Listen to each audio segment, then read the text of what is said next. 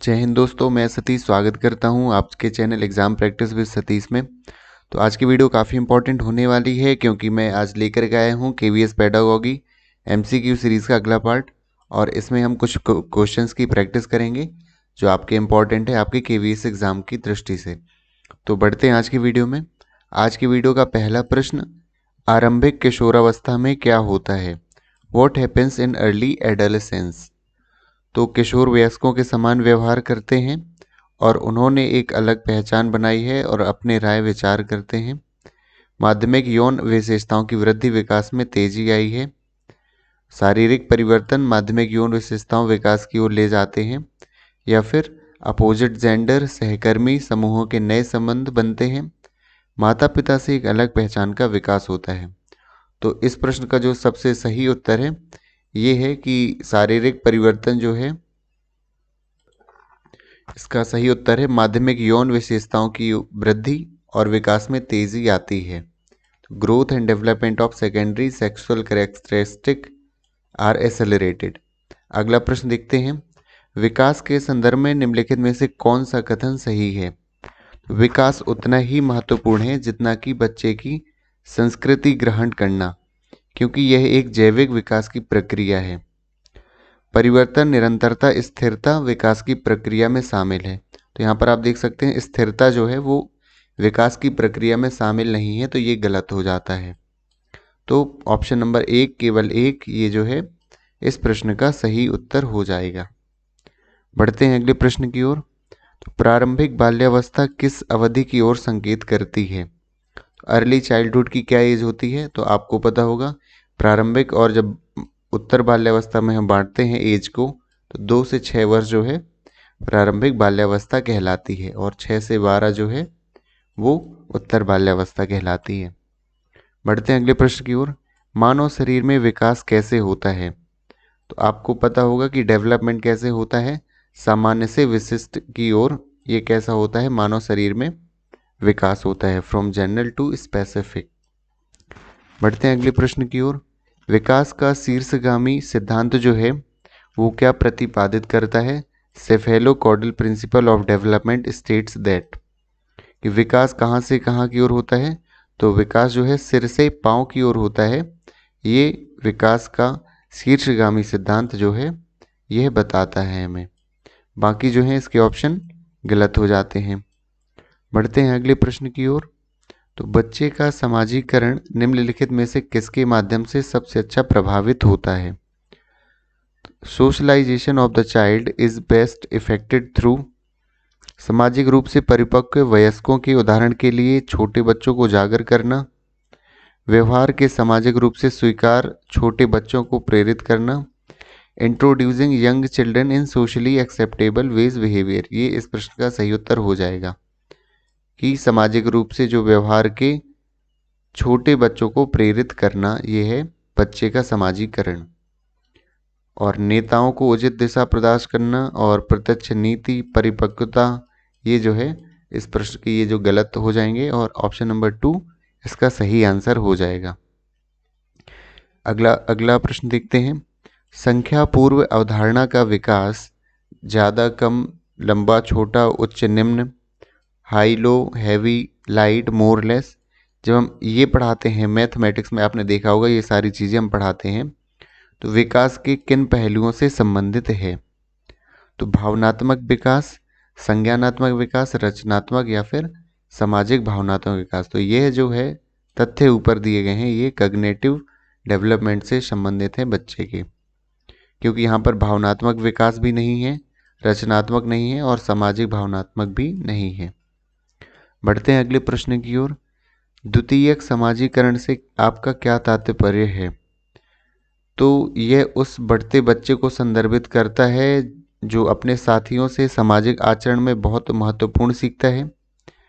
यह पूर्व व्यवहार स्वरूप को छोड़ने और व्यक्ति के जीवन में परिवर्तन के भाग के नए लोगों को स्वीकार करने की प्रक्रिया को संदर्भित करता है। तो यही इस प्रश्न का सही उत्तर हो जाता है कि द्वितीयक समाजीकरण जो है उससे यही तात्पर्य है। एक बार और पढ़ देता हूँ कि व्यवहार जो है स्वरूप को छोड़ने, व्यक्ति के जीवन में परिवर्तन भाग के रूप में नए लोगों को स्वीकार करने की प्रक्रिया को संदर्भित करता है। आगे बढ़ते हैं। मानसिक वृद्धि एवं विकास निम्न में से किस कारक द्वारा नियंत्रित होता है? तो वृद्धि और विकास जो है दोनों द्वारा नियंत्रित होता है, आनुवंशिकता एवं पर्यावरण के द्वारा। आपने ये पढ़ रखा होगा। तो हेरिडिटी और इन्वायरमेंट दोनों ही फैक्टर मानसिक वृद्धि विकास को प्रभावित करते हैं। बढ़ते हैं अगले प्रश्न की ओर।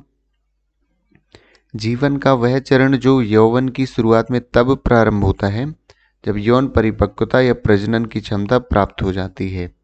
इसे सामान्यतः क्या कहा जाता है? तो इसे सामान्यतः आपको पता होगा, ये किशोरावस्था कहलाती है, एडोलेसेंस स्टेज कहलाती है। बढ़ते हैं अगले प्रश्न की ओर। बच्चे के समाजीकरण में भूमिका परिवार निभाता है। तो एक प्राथमिक भूमिका परिवार निभाता है। आपको पता होगा कि बच्चे का जो सामाजिक विकास है प्राथमिक रूप से एक परिवार में होता है और द्वितीयक जो समाजीकरण है वो विद्यालय में उनके सहकर्मी या पीयर ग्रुप के द्वारा बच्चे का द्वितीयक समाजीकरण होता है। अगला प्रश्न देखते हैं। वृद्धि का संबंध बच्चे के व्यक्तित्व के किस आयाम से है? तो वृद्धि जो होता है, growth is related to physical, ये बच्चे के शारीरिक आयाम से संबंधित होता है। बढ़ते हैं अगले प्रश्न की ओर। समाजीकरण के विषय में कौन सा कथन सत्य नहीं है? तो समाजीकरण वंशानुगत नहीं है लेकिन पर्यावरण से प्रभावित होता है, ये सही है।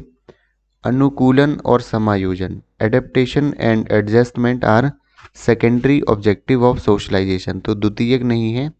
ये कौन से होते हैं? ये प्राथमिक होते हैं। चूंकि प्रश्न में पूछा गया था कौन सा सत्य नहीं है, इसलिए ऑप्शन 2 जो है इस क्वेश्चन का करेक्ट आंसर हो जाता है। आगे देखते हैं कौन सा वृद्धि और विकास का सिद्धांत नहीं है। तो आपने वृद्धि विकास के काफ़ी सिद्धांत पढ़े होंगे कि व्यक्तिगत भिन्नता का भी सिद्धांत होता है। प्रिंसिपल ऑफ सेल्फ पेसिंग ये सिद्धांत नहीं होता है। स्वगतिक्रम का सिद्धांत वृद्धि विकास का नहीं है, इसलिए ये सही उत्तर हो जाएगा। बाकी निरंतरता का सिद्धांत, स्वरूप का सिद्धांत ये आपने पढ़े होंगे। पढ़ते हैं अगले प्रश्न की ओर। स्कूलों को सामाजिक संस्थान कहा जाता है क्योंकि वे भविष्य की पीढ़ियों में हमारी संस्कृति के ज्ञान, विचारों, रीति रिवाजों को संरक्षित और स्थापित करते हैं। इसलिए विद्यालय को क्या कहा जाता है? सामाजिक संस्थान कहा जाता है। ये आपको समझ लेना है ये इसको अच्छी तरह से। बढ़ते हैं अगले प्रश्न की ओर। बाल विकास का जीन पियाजे के सिद्धांत का आधार क्या है? तो आपको पता होगा जीन पियाजे ने बाल विकास के सिद्धांत दिए हैं जिसमें उन्होंने मेनली कॉग्निटिव डेवलपमेंट का सिद्धांत दिया है। इसमें उन्होंने काफ़ी अध्ययन किया है जिसमें उन्होंने 4 अवस्थाएं बताई हैं। आपने पढ़ी होंगी कि जो एक संवेदीगामक अवस्था, पूर्व संक्रियात्मक अवस्था, मूर्त संक्रियात्मक अवस्था और चौथी होती है अमूर्त संक्रियात्मक अवस्थाएं बताई हैं जीन पियाजे ने। बढ़ते हैं अगले प्रश्न की ओर। सार्थक शिक्षा तब होती है जब विभिन्न TLM यूज किए जाते हैं, अनुशासन का पालन किया जाता है या शिक्षार्थी सक्रिय रूप से शामिल होता है। तो यही इस प्रश्न का सही उत्तर हो जाएगा कि जब लर्नर इन्वॉल्व होता है एजुकेशन में तो उसे ही हम एक इफेक्टिव या मीनिंगफुल लर्निंग कहते हैं। तो बाकी जो है कि अनुशासन का पालन करता है, TLM का उपयोग करता है शिक्षक, आवश्यकता का ध्यान देता है, इससे कहीं ज़्यादा अधिक इम्पॉर्टेंट है कि एक लर्नर जो है एक्टिवली इन्वॉल्व होता है टीचिंग लर्निंग प्रोसेस में। इसलिए option 3 is the correct answer. Question 18 देखते हैं कि कोहलबर्ग है के सिद्धांत की एक मुख्य आलोचना क्या है? कि नारी परिप्रेक्ष्य गौण है, फेमिनाइन पर्सपेक्टिव जो है अंडरमाइंस है, नैतिकता के विकास सिद्धांत को संदर्भ नहीं लिया, बच्चों की प्रत्येक स्तर पर विशिष्ट प्रतिक्रियाएं नहीं सुझाई, बच्चों पर कोई अनुसंधान नहीं किया। तो इसका सही उत्तर है ऑप्शन 1। कई मनोवैज्ञानिक ने भी माना है कि जो कोहलबर्ग हैं उन्होंने अपने सिद्धांत अध्ययन केवल पुरुषों पर किया है, महिलाओं पर नहीं किया है, तो ये इसकी आलोचना की जाती है। तो option number 1 is the correct answer. देखते हैं आज की वीडियो का 19वां प्रश्न। निम्नलिखित में से कौन सा एक कार्यक्रम मूल्यांकन टीम को पहले लेना चाहिए क्योंकि प्रारंभिक बाल्यावस्था योजना का व्यापक मूल्यांकन करने की प्रक्रिया करता है? ये प्रारंभिक बाल्यावस्था की बात की गई है इसमें। तो किस तरह का मूल्यांकन करना चाहिए हमें पहले। कार्यक्रम के वर्तमान दर्शन, लक्ष्यों और उद्देश्यों की समीक्षा करना, यही इस प्रश्न का सही उत्तर हो जाता है। ये हमें प्रारंभिक बाल्यावस्था में कर लेना चाहिए, मूल्यांकन टीम को पहले ही कर लेना चाहिए। तो ये ऑप्शन आपका करेक्ट हो जाता है। आज की वीडियो का आखिरी प्रश्न, विद्यालय में शिक्षा की गुणवत्ता का सबसे महत्वपूर्ण सूचक क्या है। तो विद्यालय की आधारभूत सुविधाएं, कक्षा कक्ष प्रणाली, पाठ्य पुस्तक शिक्षण अधिगम सामग्री या विद्यार्थियों का उपलब्धि स्तर। तो अचीवमेंट लेवल ऑफ स्टूडेंट ये शो करता है कि विद्यालय की जो गुणवत्ता है, क्वालिटी है, किस तरह की है। बाकी जो है विशेषताओं से पता नहीं चलता है कि गुणवत्ता किस तरह की है शिक्षा की। तो ऑप्शन नंबर 4 ये करेक्ट आंसर हो जाता है। उम्मीद है आपको ये वीडियो पसंद आई होगी। यदि आपको हमारी वीडियो पसंद आती है तो ज़रूर वीडियोज़ को हमारी लाइक करिए, हमारे इस चैनल जो एग्ज़ाम प्रैक्टिस को सब्सक्राइब करिए और अपने दोस्तों को शेयर करिए। मैं लगातार ये सीरीज़ ला रहा हूँ KVS पेडागॉजी, और यदि आपको लगता है कि आपको वीडियो पसंद आ रही है तो आप हमारे टेलीग्राम चैनल को भी ज्वाइन कर सकते हैं, जहाँ से आप PDF आपको हर एक वीडियोज़ की मिल जाएगी, जिससे आप अच्छी तरह से रिवीजन कर सकते हैं। तो मिलते हैं अगले वीडियो में, तब तक के लिए thank you so much for watching this video.